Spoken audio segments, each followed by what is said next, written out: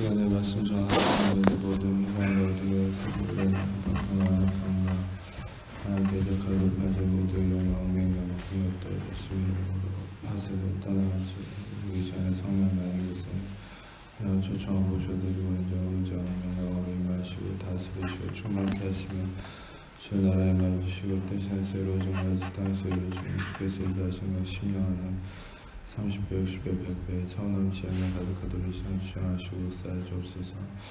빛 가운데 시에스며 교회를 가지고 계시듯이 하시고 나타나시고 나니 예수님 홀로 영광 받으시고 찬양 받으시며 나타나시며 주님의 이름만 드러내시고 계시하시고 쌓여주옵소서.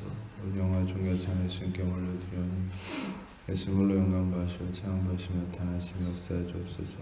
주님만을 찬양하고자 하니 주말로 영광 받으시고 찬양 받으시고 나타나시고 인도해 주옵소서. 감사합니다. 예수님만 높여드리며 찬양하는 주말로 영광 받으시고 나타내시고 역사해 주옵소서. 감사합니다. 모든 영광과 존귀와 찬양 예수님께 올려드리오니 예수님을 영광 받으시고 찬양 받으시옵소서. 감사합니다. 주말로 높여드리며 찬양하는 영광 받으시옵소서. 감사합니다. 주님 감사합니다. 주 영광 받으시옵소서. 주님께만 모든 영광과 존귀와 찬양 올려드리오니 주 영광 받으시옵소서. 감사합니다. 주 영광 받으시옵소서. 감사합니다. 예수님 감사합니다. 아버지 감사합니다. 성령님 감사합니다. 주 영광 받으시옵소서. 감사합니다. 모든 영광 주님께만 올려드리오며 주님만을 높여드리며 찬양하는 영광 받으시옵소서. 감사합니다. 주님 감사합니다. 영광 받으시옵소서. 모든 영광 주님께 올려드리며 사랑하시는 예수님 이름으로 기도합니다. 오늘 말씀은 표면적으로 보면은 오해하기 쉬운 부분이 있을 수 있는데 그 부분을 정말 주님께서 우리에게 무엇을 말씀하고자 하시는지 여러분과 좀 나누고 싶습니다. 특별히 오늘 말씀의 32절을 다시 한번 띄워주시면은 32절에 보면은 자기 아들을 아끼지 아니하시고 우리 모든 사람을 위해 내주신 이가 어찌 그 아들과 함께 모든 것을 주시지 않겠느냐 이렇게 말씀하고 있는데 이 말씀을 통해서 우리는 딱 이 말씀만 초점을 맞추어서 오해하기 쉬운 게 뭐냐, 그것은 어떤 면에서는 저도 예전에는 그렇게 이해를 했었는데 다시 새로운 계시를 통해서 깨달은 부분인데 그건 뭐냐, 보통은 또 예전에 저도 이 말씀을 통해서 하나님이 가장 아끼는 예수님을 우리에게 주었기 때문에 다른 것들은 덜 아끼니까 제일 아끼는 걸 줬기 때문에 다른 것도 능히 줄 수 있다.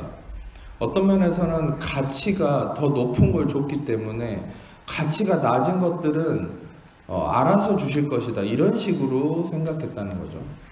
그것이 문제가 뭐냐면은 이제 그것을 초점으로 우리가 생각하면 우리는 하나님께 받는 것이 예수 그리스도가 가장 소중한 것이라는 건 알지만 예수 그리스도와 더불어서 다른 부가적인 것들도 우리는 가치를 두고 그런 것을 탐하게 되는, 즉 어떤 면에서는 그런 것에 초점을 맞추게 되는 문제가 생긴다는 거예요. 결국 이게 근본적으로 어떤 문제가 생기느냐, 히브리서 12장에 얘기하는 믿음의 주요 또 온전하게 하시는 이인 예수를 바라보자. 이 말씀처럼 여러분들이 한 가지 핵심으로 알아야 될 것은 이 믿음의 주요 또 온전하게 하시는 이인 예수를 바라보자 했을 때 그 말씀의 핵심은 뭡니까? 이 히브리서 12장에 믿음의 주를 바라보라 했을 때 아포라오라는 헬라어를 써서 이것은 그것을 하나를 바라볼 때는 다른 것에서 시선을 떼야 된다는 거거든요. 전에도 설교했듯이 모든 것을 다 우리가 동시에 볼 수는 없다는 거예요. 또 한 가지는 가치 있게 보고 가치가 떨어지는 것들은 우리가 흘겨보고 이럴 수 없다는 거예요. 믿음의 주요 또 온전하게 하시는 이 예수를 바라보는 것은 예수만 바라보는 걸 의미하는 거예요. 아멘. 실상 우리는 이 부분에 대해서 오해하지 않아야 될 것은 하나님은 다른 것을 여러분에게 주지 않겠다라는 게 아니에요. 하나님 여러분이 소망하고 기도하는 바에 대해서 응답하지 않고 그냥 너는 종교적으로 예수님만 취해라 이런 얘기가 아닙니다. 오늘 말씀하고자 하는 본질은 그거예요. 일단 첫 번째 원 스텝은 뭐냐, 그것은 여러분이 예수 그리스도 외에 다른 것까지 차등으로 뭐 이거는 가치가 더 있고, 그러니까 이 예수를 줬는데 나머지는 가치가 덜하니까 그것은 능히 줄 수 있다, 이런 의미가 1차적으로는 아니라는 거죠. 두 번째 투스텝은 뭐냐, 그것은 이 말씀이 의도하는 바는 핵심은 예수예요. 핵심은 예수를 주었다는 거예요. 믿으십니까? 자기 아들을 아끼지 않고 주었다, 이게 핵심이에요. 그런데 중요한 것은 뭐냐, 나머지 것들은 그럼 뭐냐는 거예요. 자기 아들을 아끼지 아니하시고 우리에게 주시니가 능히 그 아들과 함께 모든 것을, 여기서 모든 것은 헬라어로 파스라는 건데, 이건 뭐냐, 각양 종류대로 모든 분야에 여러분이 이 생각하는 모든 것에 대해서 그런 것들을 능히 주시지 않겠느냐라고 얘기하는데, 아까도 얘기했죠. 뭐 가치가 덜하는 것들에 대해서 예수님과 어떤 차등 지급으로 주는 의미가 아니라, 그러면은 다른 종류대로 하나님이 우리에게 예배하시고 약속하신 것들은 뭐냐? 여러분들이 이거를 오늘 말씀을 통해 이해해야 돼요. 예수님 안에 그것은 포함되어 있는 의미라는 거예요.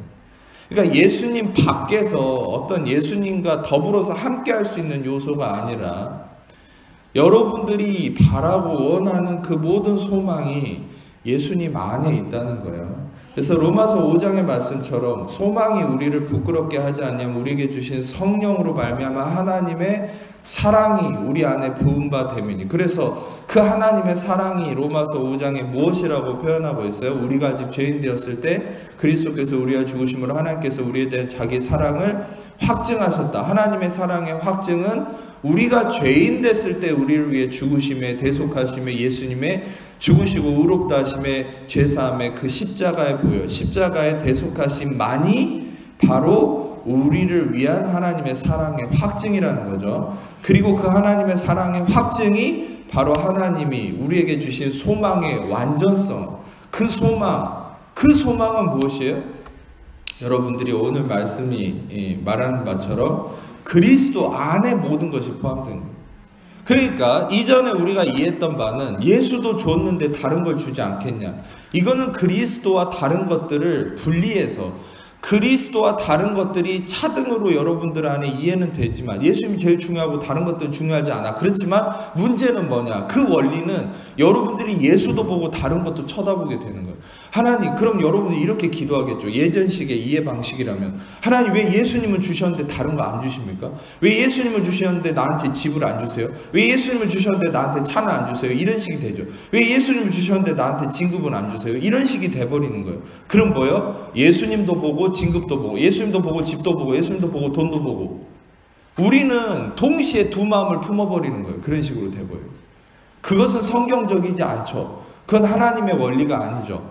하나님은 오직 여러분의 마음에 예수만 품기를 원하죠. 그 의미 안에서 우리가 온전한 하나님 마음을 깨달아야 될 것은 이 말씀이 의도하는 바는 그거예요. 그 아들과 함께 모든 걸 주시지 않겠냐. 그 말은 뭐냐, 그 아들과 함께 존재하는 여러분이 바라는 모든 소망이 어디 있다는 거예요? 예수 안에, 만물이 예수 안에 있다는 것이죠. 아멘. 골로새서 1장 말씀 보겠습니다. 골로새서 1장 14절에서 20절까지, 아니 1장 14절에서 17절까지만 읽겠습니다. 시작.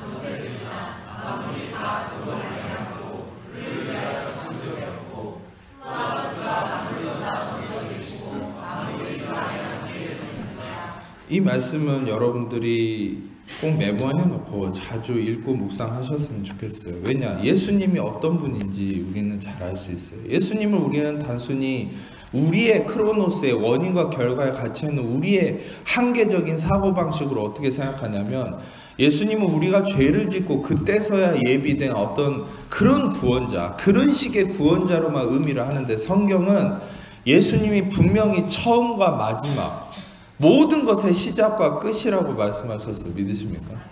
그 말은 뭐냐, 창세 전부터 있었고 이 세상이 끝난 이후도 영원히 존재하실 분이라는 거예요. 그것을 명확하게 얘기하는 바가 지금 말씀이죠. 만물이 16절을 띄워주세요. 만물이 그에게서 창조되되 하늘과 땅에서 보이는 것들과 보이지 않는 것들과 왕권들과 주권자 통치자 권세들 만물이 다 그로 말미암았고 그를 위해 창조되었고 17절에 그가 만물보다 먼저 계시고 만물이 그 안에 함께 섰느니라. 아멘. 이 말씀은 이 17절은 확실히 제가 여러분에게 주장하는 어떤 논지의 확실한 근거가 되는 것이죠. 아까 로마서 8장에 그 아들과 함께 모든 것을 주신다라는 것에 확실한 근거가 되는 말씀이 바로 이 17절 골로새서 2장 17절이라고 볼 수 있어요. 만물이 그 안에 함께 섰다. 다시 말하면 예수 안에 만물이 존재한다는 거예요. 결국 예수 안에 여러분이 바라는 모든 소망이 있다는 거예요. 그래서 하나님은 우리에게 뭘 얘기하셨느냐? 믿음의 주요 또 온전하게 하시는 이인, 모든 것을 온전하게 하시는 이, 텔로스, 텔레이오, 모든 걸 성취하시고 끝마치셨다는 의미죠. 온전하게 하신, 모든 걸 성취하시는 이인 예수를 바라보자. 그 예수만 보라는 거예요. 왜? 예수 안에 모든 것이 다 존재하기 때문에. 아멘. 자, 창세기 3장 22절에서 23절 시작. 창세기 3장 22절에서 23절 읽겠습니다. 시작.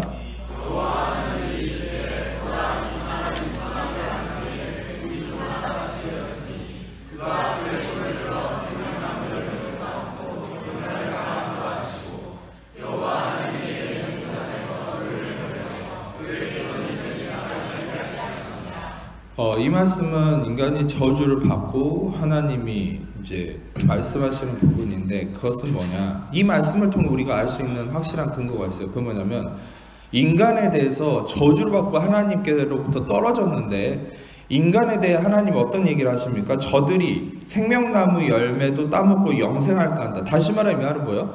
생명나무를 먹으면 영생이 있다는 거예요. 아담과 하와는 하나님의 선하심 속에서 모든 것을 누렸는데 이 생명나무는 예수 그리스도를 의미하는 겁니다. 이 예수 그리스도 안에서 영생을 누리는 존재였어요. 그 말은 뭡니까? 아담과 하와에게 하나님이 말씀하셨던 바가 있죠.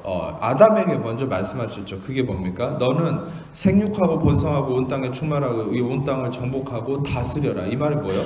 온 땅이 다 너에게 속했다. 근데 아담에게 실상 소속돼서 아담의 고유한 권한이 아닌 거예요. 조건이 하나 있어요. 가로쳐진 어떤 면에서는 언급되진 않았지만 전제가 되는 조건이 있어요. 아담이 온 땅을 정복하고 다스릴 수 있는 조건, 모든 걸 누릴 수 있는 조건, 그것은 아담이 in Christ라는 의미 안에 있을 때만, 의미가 성립될 때만 이루어지는 거예요. 아멘. 그래서 아담이 망쳐버렸던 그것이 뭐냐? in Christ예요. 근데 그것이 예수 그리스도를 통해서 새 언약의 신약에서 다시 회복된 게 in Christ예요. 그래서 모든 서신서들을 보면은 사도들은 어떻게 문안 인사를 하고 모든 면에서 무슨 이 의미를 제일 많이 쓰고 있냐? 그거는 in Christ란 말을 제일 많이 쓰고 있어요. 그리스도 안에서 문안하노라. 그리스도 안에서 너를 축복하노라. 그게 뭐예요? 그게 왜 중요하냐? 아담이, 인간이 본질적으로 누리던 것이 그거기 때문에. 근데 인간은 죄악과 저주로 인해서 in Christ를 이제는 벗어나 버린 것이죠. 다시 말하면 in Christ, 예수 안에서 아담은 이 땅을 정복하고 다스리고 영생을 누리고, 즉 모든 것을 누리는 상태였다는 거예요. 그런데 그가 선악을 알게 하는 나무를 먹고 하나님을 떠나서 자기가 주체자가 됐을 때 바로 저주를 받고 어떻게 됐어요? 이것을 잃어버린 거죠. 다시 말하면 그 이후에 얘기하는 바가 뭐예요? 23절을 보시면은 하나님이 에덴 동산에서 그를 내보내서 근원이 된 땅을 가야겠다. 이것을 표면적으로 보면은 농사 짓게 했구나. 절대 아닙니다. 그 의미가 아닙니다. 절대 이런 식으로 성경을 보시면 여러분은 아무것도 생명을 얻을 수 없어요. 그래서 진리를 아는 자에게 계시를 받아야 되는데 이 의미가 뭔지를 들으면 여러분은 정말 깜짝 놀라실 거예요. 이 의미가 뭐냐? 놀랍게도 히브리어 단어를 보면은 여기서 그 근원이 된 땅을 땅을 갈게 했다는데 땅이 뭐냐면 아다마예요. 근데 아다마가 뭐냐? 이 전절과 다 성경은 연결됐기 때문에 전절과의 문맥적 의미를 봐야 되는데 이 아다마가 뭐냐? 바로 하나님께 저주받은 땅이에요. 아담이 저주받았는데 땅도 저주받았어요. 아다마도. 근데 이 아다마가 저주를 받았는데 그 아다마를 갈겠다는 게 뭐냐면 아바드예요. 아바드는 뭐냐? 에베드라는 말인데 이게 뭐냐면 월십이에요. 월십. 다시 말하면 이 인간의 저주는 뭐냐? 원래는 하나님을 월십하고 하나님을 예배하는 자로 존재했던 것이죠. 이사야서를 보면은 하나님이 그의 백성을 지으신 것은 그를 통해 찬송을 예배를 받으시기 위해서 지으셨다 이게. 그 다시 말하면 인간은 하나님을 예배하기 위해 지음받은 존재죠. 믿으십니까? 그런데 인간이 저주받고 그 운명이 어떻게 됐냐면 땅을 예배하는 자가 되어버린 거예요. 땅을 섬기는 자가 되어버린 거예요. 다시 말하면 이건 농경을 의미하는 게 아니에요. 농사 짓는 걸 의미하는 게 아니에요. 이건 땅을 예배하는 자가 됐다는 거예요. 저주로. 이제는 다시금 우리는 그리스도 안에서 하나님을 예배하는 자. 하나님을 예배한다는 게 뭐예요? 그것은 다시금 또 한 가지 힌트가 어디 있냐? 요한복음 4장에 있죠. 사마리아 여인에게 얘기했던 것처럼 예배하는 자는 영으로 예배할지니 하나님은 영이시니 예배하는 자는 신령과 진정으로 예배해요. 근데 제가 전에 이 설교를 해드렸죠. 신령과 진정으로 예배한다가 뭐예요? 그것은 바로 in truth, in spirit. 그 뭐냐? 바로 예수 그리스도 안에서 예배한다는 걸 얘기했어요. 저는. 궁금하시면 전에 제 설교를 다 뒤져서 한번 들어보세요. 지금 시간에서 그 설명하기는 힘들어요. 근데 영과 진리로 예배한다는 거 제가 정확한 성경적 근거로 이 영과 진리로 예배한다는 거 어떤 신비스러운 신비적인 그런 신비주의 의미로 예배한다 의미가 아니라 영과 진리는 바로 예수 그리스도를 의미한다는 얘기를 드렸고 바로 우리는 예수 그리스도 안에서 예배함을 의미한다고 그랬죠. 이게 바로 마지막 때에 다윗의 장막을 일으키신다는 하나님의 예배에 대한 어떤 예언이 말씀되는 부분이기도 합니다. 다윗의 장막은 구약의 예법이 파괴된 다시 말하면 그것은 언약궤이신 예수 그리스도 언약궤는 예수님을 나타내죠. 그 예수님 언약궤를 가운데 두고 예법이 다 파괴된 상태로 모두가 그 언약궤를 중심으로 춤을 추면서 노래하면서 하나님을 기뻐하는 모습. 그게 바로 하나님이 마지막 때에 다윗의 장막을 일으킨다는 다윗의 장막의 예배의 모습이죠. 다시 말하면 그 예배의 참된 본질은 무엇입니까? 예수 그리스도를 기뻐하는 거예요. 예수 그리스도의 대속하심과 의롭다 하심을 바라보는 거예요. 그 기쁨 안에 거하는 거예요. 예수 안에 거하는 거예요. 아멘. 예수를 벗어나는 것은 어떤 것도 예배가 아닙니다. 그래서 여러분들이 이 쪼가리라도 어떤 면에서는 신학에서 가르치는 부분이 있는데 그게 뭐냐? 예배학을 처음에 들어가면 예배학이 뭐냐? 예배학은 종교적 의미를 얘기하는 게 아니에요. 로마 카톨릭처럼 어떤 종교적인 예식을 강조하는 게 아니에요. 기독교의 우리가 얘기하는 크리스천리티의 예배학의 핵심은 뭐냐? 예배는 우리가 예수 그리스도를 통해서 대속함과 의롭다함을 얻은 것에 감사함으로 이 자리에서 그 감사함을 이곳에 임재하신 성령님과 함께 연합함으로 표현하고 기뻐하는 것이 예배라고 예배학은 얘기하고 있어요. 예배의 본질을 잃어버리면 안 돼요. 예배의 본질은 예수 그리스도예요. 예수 그리스도가 여러분들 안에 확실시 되지 않으면은 여러분들은 진정한 하나님께 예배함이 아닌 것이죠. 그래서 여러분들이 이 인간이 최초의 저주 받았을 때도 땅을 예배해라. 근데 그전에는 예수를 예배하는 존재였다는 거예요. 예수를 예배했다는 것은 또 어떤 의미냐? 예수에게 종속됐다.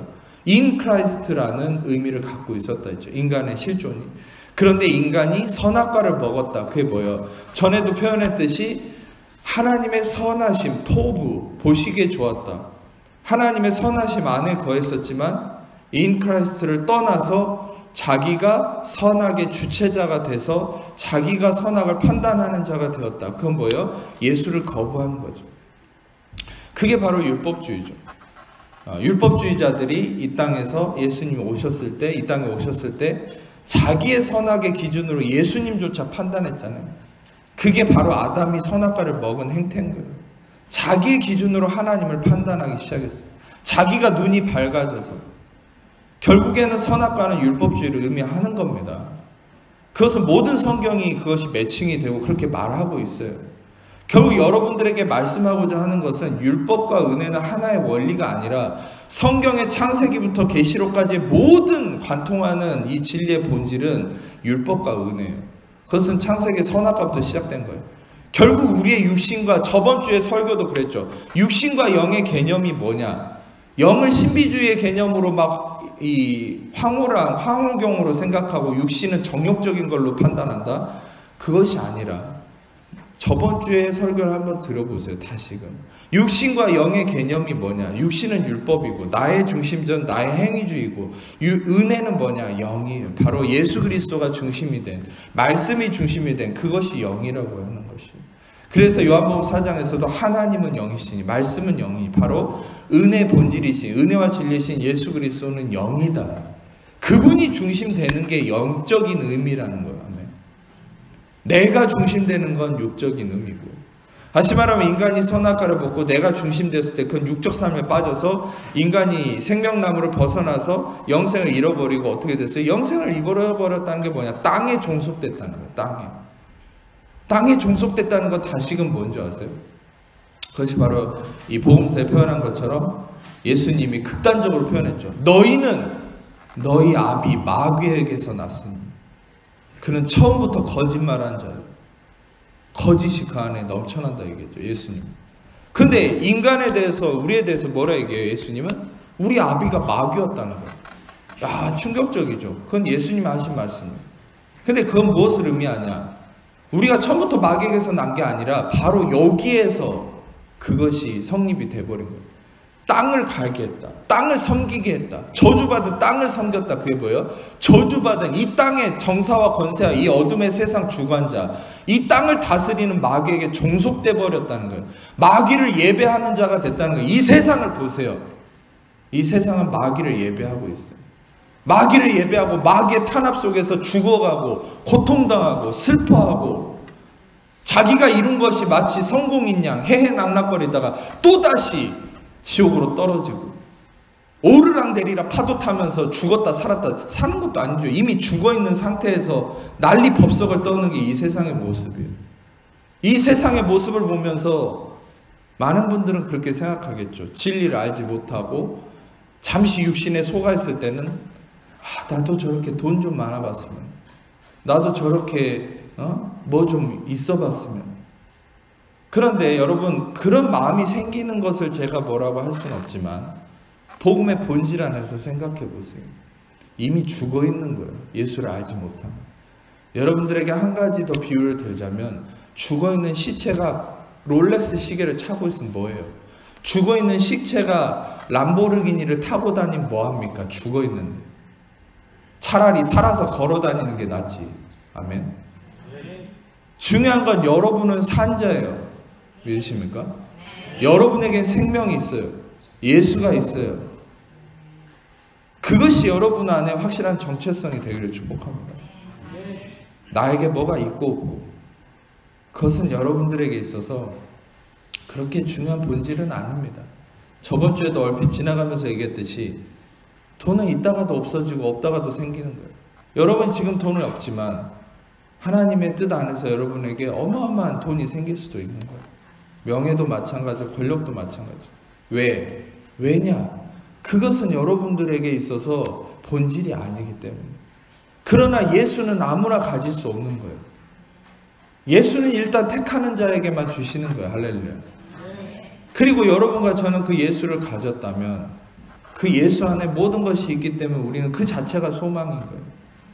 그래서 하나님께서 여러분에게 지금 당장은 돈이든 명예든 권력이든 그것이 없다 할지라도 여러분에게 예수만 있다면, 그 생명이 있다면 다른 것들은 언제든지 올 수 있는 거예요. 할렐루야. 그래서 여유를 가지세요. 안식하세요. 지금 당장 여러분을 굶어 죽게 안 합니다. 하나님은 길바닥에 나앉게 하지 않습니다. 그분이 여러분들이 말씀하신 것을 기억하세요. 말씀을 붙드세요. 그게 뭐예요? 마태복음에 얘기한 것처럼 하늘에 나는 새를 보라, 들에 핀 백합화를 보라. 저들이 아무것도 하지 않지만 하늘의 아버지가 저들을 입히시고 먹이시는데 그 영광이 모든 세상의 재물에 가장 많은 것을 가졌던 솔로몬의 영광보다 더 크다. 그리고 저 미물조차도 하나님이 저렇게 돌보시는데 하물며 너희일까 보냐. 할렐루야. 여러분들에 대한 하나님의 마음은 여러분이 계획하고 생각하는 것보다 더 위대하고 크십니다.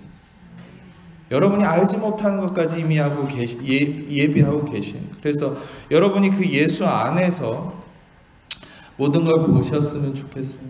여러분들은 근본적으로 마귀에 종속된 자였지만 결론적으로 어떻게 했어요? 바로 예수 그리스도를 통해서 대속하심을 통해 여러분이 소속이 바뀌었죠. 그것은 무엇입니까? 너희는 다시 무서워하는 종의 영을 받지 않고 양자의 영을 받았으므로 아바 아버지라 부르죠. 여러분, 하나님의 아버지 섬기는, 하나님을 이제는 섬기는 자녀가 됐어요. 우리의 장자이신 예수 그리스도를 의지함으로 그분을 통해서 우리는 차자로서 우리는 하나님의 자녀가 된 것이 믿으십니까? 자, 우리가 그래서 이 말씀과 더불어서 하나만 보겠습니다. 고린도전서 2장 9절 말씀, 9절에서 12절까지 같이 읽겠습니다. 시작.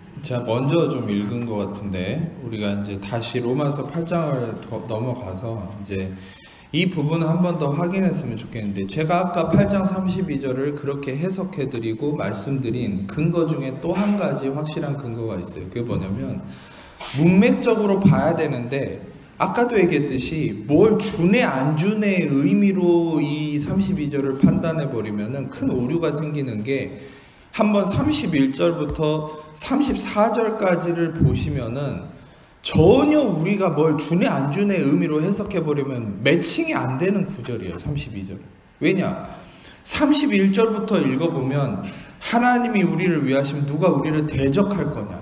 누가 우리를 정죄할 거냐? 어떤 우리가 우리의 공격에 대해서 우리가 어떻게 그 부분을 극복하고 어떻게 이겨나갈 거에 대한 부분을 얘기하는데, 갑자기 32절에 뭘 끼워 넣듯이 뭘 줬네 안 줬네, 아들을 줬는데 그 외에 다른 걸 주지 않겠느냐, 어떤 소유의 의미로 이것을 얘기했다고 생각하십니까? 이 31절부터 34절 또 그 이하도 그렇고, 이 말씀이 얘기하고자 하는 바는 누가 우리를 대적하고 정죄함에 대해서 우리가 그것을 이길 수 있는 근거가 뭐냐, 이 부분을 본질적으로 얘기하고 있는데, 그것은 아들도 줬는데 다른 거 네가 원하는 네 기도 응답 안 해주겠냐? 그런 의미겠냐고요. 그게 아니라는 거예요. 바로 32절이 얘기하려고 하는 핵심이 뭐예요? Jesus Christ. 예수 그리스도. 예수 그리스도 그거예요. 누가 우리를 대적하려? 응? 그리고 33절을 보세요. 누가 하나님이 택하신 자를 고발할 거냐? 의롭다 하시는 이신 이는 하나님이시니. 누가 정죄하려? 그런데 32절에 뭘 얘기하고 있어요? 자기 아들을 아끼지 아니하시고 우리에게 주셨다. 즉 우리를 정죄하는 모든, 우리를 대적하는 모든 것에 대한 우리의 무기, 우리의 힘, 우리의 본질, 어떤 것도 나를 정죄할 수 없고 나를 의롭다 하시는 모든 것의 결정체가 뭐냐? 바로 예수 그리스도. 그래서 32절이 얘기하려고 하는 바가 뭘 주냐 안 주냐의 소유의 의미가 아니라 예수 그리스도를 얘기하고자 하는 이 본질, 이 성경을 쓰신 저자이신 성령님의 의도라는 것이죠. 소설책을 볼 때도, 책을 볼 때 그 저자가 얘기하려는 의도를 파악해서 읽어야지, 그거를 내 마음대로 해석하면은 무슨 유익이 있겠습니까? 하물며 이 생명의 말씀을 적으신 성령님의 의도를 파악해야 되는데, 우리는 육신적 개념이 뭐냐면 항상 내가 원하는 걸 갖고 싶으니까 소유의 개념으로 항상 성경을 해석한단 말이에요. 그게 이제 타 종교에서도, 모든 종교에서도 그러죠. 자기가 바라는 신에게 이만큼 뭘 했으니까 요렇게 뭐 받아낸다. 무슨 모든 종교가 다 그래요. 특정 종교만이 아니에요. 근데 이 크리스천리티는 달라요. 크리스천리티는 받아내기 위해서 뭔가를 하는 종교가 아니에요. 더 본질적인 얘기를 하면은 인간이 받았기 때문에 뭘 하는 거예요. 그리고 받아내기 위해서 뭔가를 한 게 아니라 이미 주셨어요. 이미 예수 그리스도를 주셨어요. 아멘. 그게 크리스천리티. 그러니까 여러분들에게도 아까 말씀드렸듯이 이 예수를 얘기하고자 하시는 것이죠. 32절은 너희에게 예수를 주었다. 너희가 예수를 가졌기 때문에 누구도 너를 정죄할 수 없다. 누구도 너를 정죄할 수 없고 대적할 수 없고 너를 의롭다 하신 이가 바로 하나님이신데 그 하나님이 예수 그리스도를 통해서 너를 의롭다 하셨기 때문에 너는 정죄당할 수 없다. 그리고 32절에 또 한 가지 중요한 의미는 뭐냐, 그 아들과 함께 모든 것을 우리에게 주시지 않겠느냐. 여기서도 32절을 보면은 자기 아들을 아끼지 아니하시고 주셨다. 아낀다라는 게 페이도마이거든요, 헬라어로. 이게 뭐냐면 용서하고 인정을 베푼다는 건데, 아끼지 않고 줬다는 게 뭔지 아세요? 예수님을 용서함도 없이, 인정머리 없이, 인정사정 없이 우리에게 주셨다는 거예요. 할렐루야. 그만큼 우리를 사랑하신 거죠. 인정사정 없이 십자가에 매달아 버린 거예요, 하나님. 우리를 살리기 위해서. 아멘. 그리고 그 아들과 함께 모든 것을 우리에게 주시지 않겠느냐. 주신다라는 게 뭐냐, 이게 카리조마이라는 단어가 쓰였어요. 이게 놀라운 거예요. 왜냐면은 보통 준다라는 표현을 다른 단어를 많이 쓰거든요, 헬라어로. 여기서는 카리조마이가 쓰였는데, 카리조마이가 뭐와 연관된 거냐면 카리스마. 카리스마가 뭐냐, 카리스에서 온 거예요. 카리스가 뭐냐면 헤세드, 그레이스, 은혜를 의미하는 거예요. 카리조마이는 뭐냐면 이거는 은혜를 베푼다는 거예요. 할렐루야. 거저 준다는 거예요. 거저 준다. 카리조마이. 은혜를 베푼다. 다시 말하면 그 아들과 함께 모든 것을, 다시 말하면 그 아들 안에 포함된, 다시 말하면 이 본질이신 예수 그리스도를 거저 주었다. 은혜로 베풀었다. 여러분들과 저는 예수를 거저 받았죠. 믿으십니까? 다시 말하면 예수를 거저 받았다는 것은 여러분들은 모든 것을, 구원을 은혜로 받았다는 거예요. 아멘. 근데 오늘 다시 한번 이것은 여러분에게 제가 그동안 은혜의 진리 안에서 주장했던 확실한 근거를 하나 얘기하는데, 그게 뭐냐, sanctification, 성화. 여러분의 삶에 이루어지는 의로운 행위조차도 은혜로 주어져야 된다는 근거예요. 왜? 그 아들과 함께 모든 것에 여러분의 행위, 여러분의 행동, 모럴리티, 여러분의 모든 삶도 다 포함되어 있는 거예요. 아시겠습니까? 그런데 예를 들어서 기존의 신학자들이 얘기하는 것처럼 구원은 은혜로 받았는데 행위는 내 의지로 이루어가야 된다, 이런 식의 송화는 이단설인 거죠. 왜? 바로 이 성경을 지금 부인하는 거예요. 예수와 함께 모든 것을 주었다. 예수 안에 모든 것이 포함되어 있고 예수 안에 모든 것이 주어졌는데, 그 예수 안에 포함된 것도 뭐예요? 여러분의 의로운 행위, 의로운 삶, 도덕률, 윤리성, 예수 안에 다 포함된 거예요. 그러면은 만약에 기존의 신학자들이 얘기하는, 기존에 여러분이 알던 교회와 목사들이 얘기했던 교리처럼 여러분이 행위는 내가 이루어가야 된다, 구원은 은혜로 받았는데 행위는 내가 내 의지로 해야 된다는 의미로 해석한다면 그것은 예수와 행위를 분리하는 거예요. 예수는 은혜로 받았는데 다른 것들은 내 의지로 따내야 된다. 그것은 근본적으로 뭘 얘기하는 거라 했어요? 예수의 십자가를 미약하게 만들어요. 그것이 갈라디아서 2장 21절에 말씀을 했죠. 만일 의롭게 되는 것이 율법으로 말미암았으면 그리스도께서 헛되이 죽은 것이다. 갈라디아서 2장 21절에 바울이 그렇게 주장하고 있죠. 너희가 너의 행위로 조금이라도 어떤 부분에서, 이 부분까지는 은혜인데 다른 어떤 부분들은 내 행위로 성취해야 돼 라고 생각하는 것은 너희가 예수의 죽으심을 헛되이 만드는 것이다. 얼마나 우리는 그동안 잘못된 생각을 품어왔습니다. 그래서 여러분의 행위적인 어떤 성취의 의미조차도 예수 안에 있는 거예요. 그 예수는 모든 것을 품고서 여러분에게 가리소마이 되었다. 거저주게 되었다. 여러분에게 은혜로 주어진 것이다. 다시 말하면 우리는 어떤 것도 하나님 앞에서 내 행위로 받아낼 수 있다라는 내 행위적 근거를 내세울 수 없다는 거예요. 오직 예수 그리스도를 통해서만 우리가 은혜로 받았다라고 고백할 수밖에 없는 거죠. 은혜로 받았다. 여러분이 아무리 노력해도 그건 은혜로 된 겁니다. 아무리 여러분이 이룬 것 같아도 은혜로 된 겁니다. 여러분의 노력조차도 하나님의 은혜가 없이는 되지 않습니다. 제가 전에 확실한 근거를 말씀드렸죠. 이 말을. 여러분들은 세상 사람들을 보면서 뭔가 노력하면 다 되지 않나요? 이렇게 얘기하는데 세상은 그렇습니다. 노력하면 될 수도 있습니다. 안 될 수도 있습니다. 그래서 세상에서는 그걸 뭐라 했냐? 운이 좋다고 얘기해요. 여러분들은 운칠기삼이라는 세상의 말을 알죠? 운이 7이에요. 실력이 3이고 그만큼 세상은 확정되지 않았다는 거예요. 세상에 어떤 것도 여러분들에게 확실함을 얘기하지 않아요. 노력하세요. 성실하게 사세요. 그러면 이렇게 물어보겠죠. 그럼 무조건 나 성공할 수 있어요? 근데 머리를 긁적이죠. 그러나 운이 7이에요. 이렇게 얘기해요. 세상은. 운이 따라줘야죠. 노력한 사람 어디 한둘이겠어요? 그렇게 얘기할 거예요. 세상은. 그런데 그리스도는 여러분에게 뭐라고 얘기하냐? 소망이 우리를 부끄럽게 하지 아니한다라고 했어요. 그 소망도 내 노력이 아니죠. 그리스도의 대가 지불이죠. 그래서 우리는 거저받는 그 소망, 거저받은 은혜 아래서 그분 안에 십자가만 붙들고 안식하면 확실한 성공이 기다리고 있어요. 할렐루야. 그게 로마서 8장의 말씀이죠. 하나님을 사랑한 자 그 뜻대로 부르심을 입은 자에게는 모든 것이 합력하여 선을 이루느니라. 세상은 실패는 죽음이에요. 그런데 그리스도인들은 실패가 성공으로 이어져요.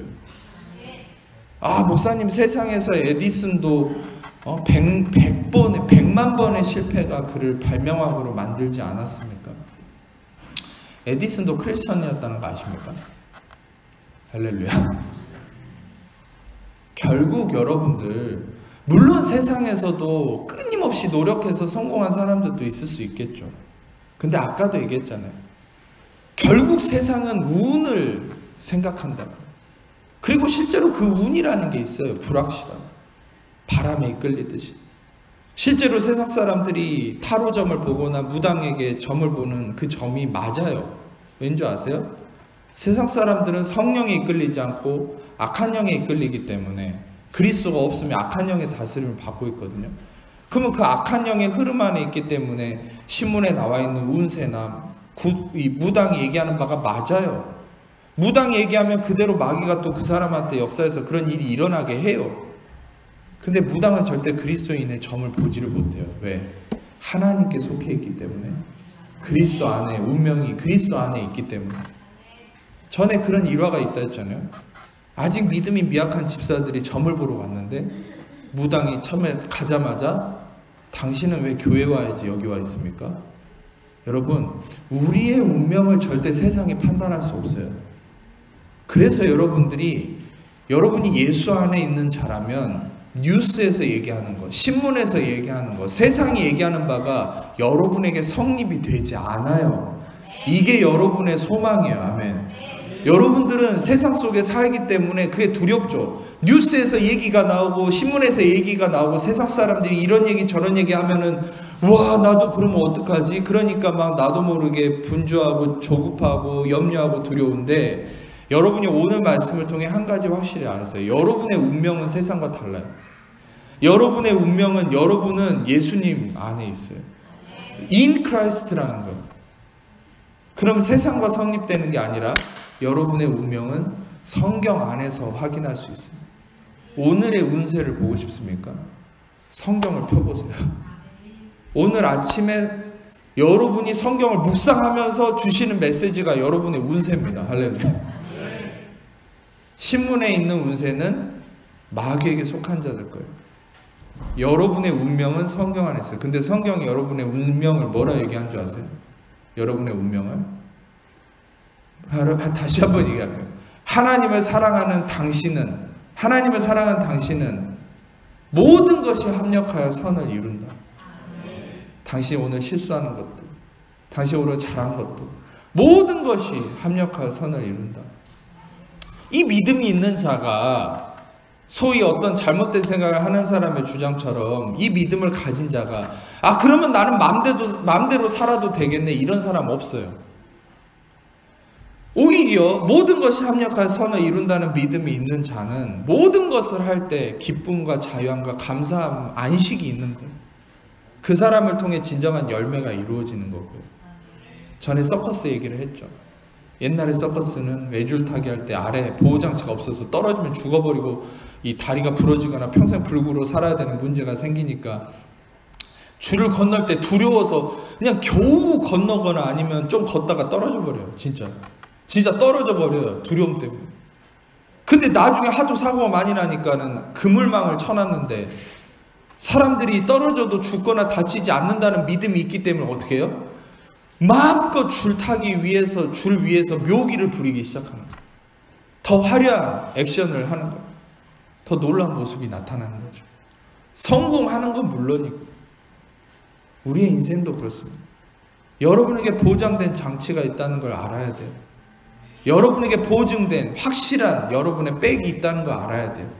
그 믿음이 있을 때 여러분들은 더 놀라운 삶이 나타나는 거예요. 겨우 인생 조마조마하게 살아가는 게 아니라 더 많은 여러분들을 통한 아름다운 모습이 나타나는 거예요. 언제? 안식함이 있을 때. 근데 여러분의 안식함은 언제 이루어지는 거예요? 확실한 보장을 믿는 거예요. 그게 뭐예요? 예수 그리스도가 대속하심과 의롭다함을 이루셨다.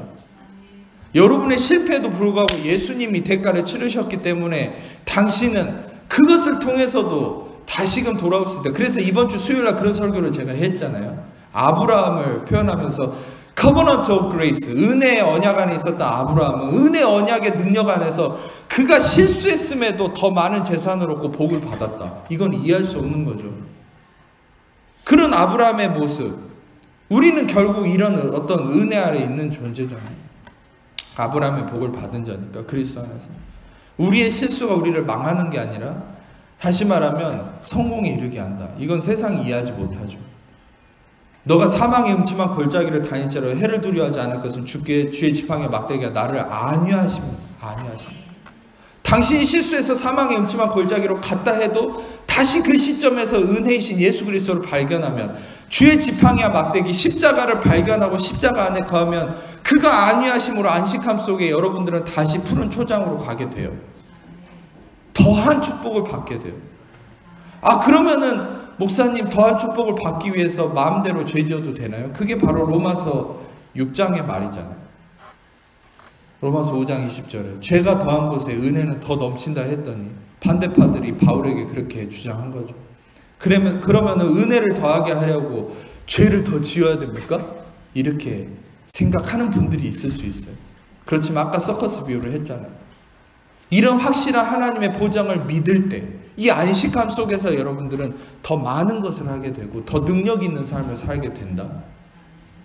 그렇지 않고 여러분들이 여전히 나는 이걸 해야 돼, 이걸 하지 말아야 돼, 그런 어떤 내 행위만 다스리는, 염려하고 두려워하면서 나를 조마조마한 삶 속에 살아간다면, 실패하지 않기 위해서 뭔가 노력하는 그런 어떤 애쓰는 삶을 살아간다면, 그것은 창세기 3장의 아담의 모습이죠. 그게 아담의 모습이에요. 왜입니까? 창세기 3장 17절을 읽어보겠습니다. 3장 17절 시작.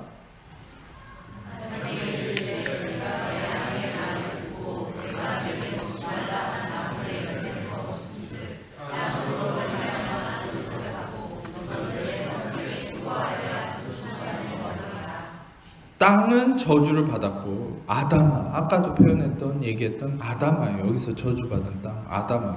이 아담아를 인간이 평생 섬기게 됐다는 거죠. 종속적으로 저주받고. 근데 이 저주가 뭐냐? 너는 평생에 수고해야 소산을 받는다. 수고, 이자분, 아자부. 이 뭐냐? 이게 페인이에요, 페인. 고통 속에 있어야만 뭔가 얻어진다.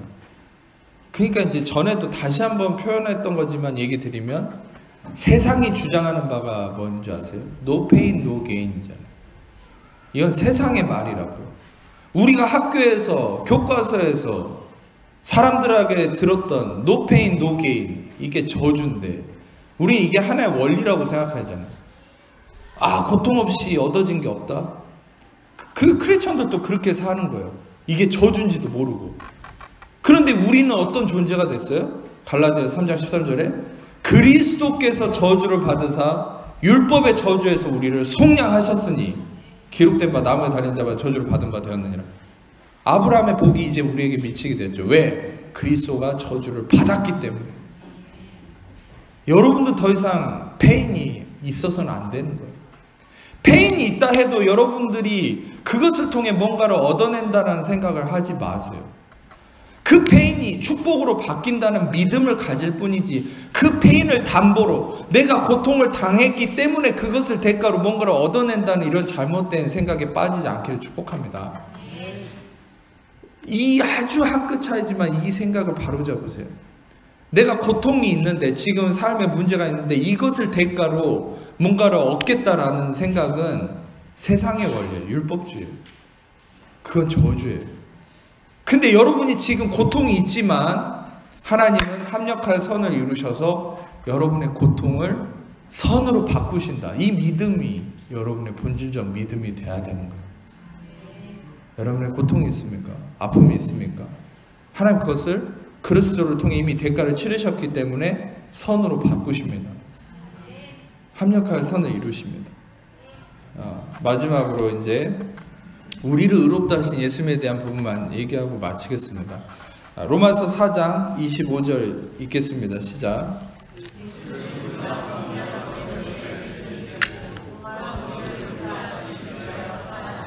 의롭다 하시기 위하여가 아니라 헬라어 원문의 의미는 의롭다 하시기 위해가 디아, 그래서 이거는 뭐뭐 때문에.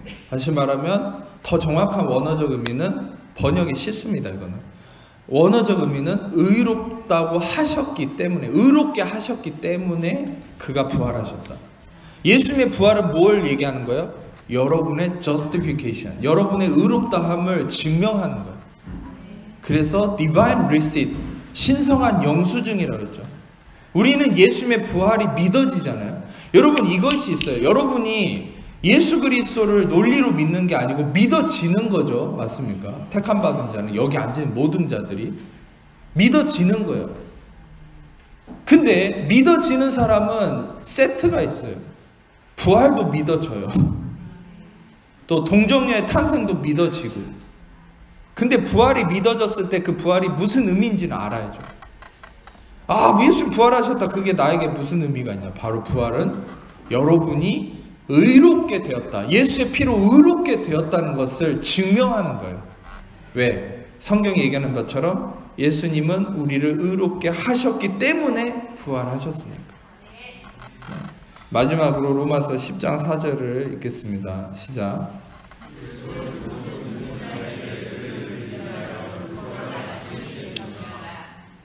그리스도는 모든 믿는 자, 여러분과 저를 의롭다 하시기 위해서 율법을 마치면 되죠. 하지만 여러분과 저를 그리스도는 의롭게 하신 것이죠. 여러분 이 예수 그리스도의 의롭다 하심을 믿으시고 그 믿음은 은혜로 주어진 것입니다. 여러분의 의롭다함은 여러분의 행위가 아니라 오직 로마서 8장에 오늘 얘기한 것처럼 아끼지 아니하시고 값없이 주신, 거저 주신 그 예수 그리스도를 통해서 의롭다 하심과 모든 것이 이루어졌음을 믿으세요. 다시 한번 덧붙이자면 여러분들은 예수 안에 모든 게 담겨 있음을 다시금 이 말씀을 통해서 확신하시기를 축복합니다. 다른 것을 보지 말고 예수를 보세요. 다른 것을 보게 하는 게 사단의 속임이에요. 예수를 보세요. 십자가를 보세요. 만물이 다 그 안에 있음을 보세요. 여러분이 바라는 소망이 그 안에 있음을 보세요. 아멘. 기도하겠습니다. 아픈 곳이 있는 분도 아픈 곳에 손을 얹고 그 외에 다 가슴에 손을 얹고 자, 여러분이 기도하겠습니다. 하나님 감사합니다. 우리를 위해 죽으시고 부활하신 우리의 모든 걸 대속하시고 의롭다 하신 예수 그리스도만을 찬양하고 의지하고 바라봅니다. 시간에 죽으시고 부활하신 예수의 이름 명하는 하나님 자녀를 붙고 있는 모든 염려, 의심, 불안, 조절, 두려움, 삶의 문제, 질병, 고통, 마귀, 얽매임과 저주, 악함과 어둠 예수의 이름으로 떠나갈지어다.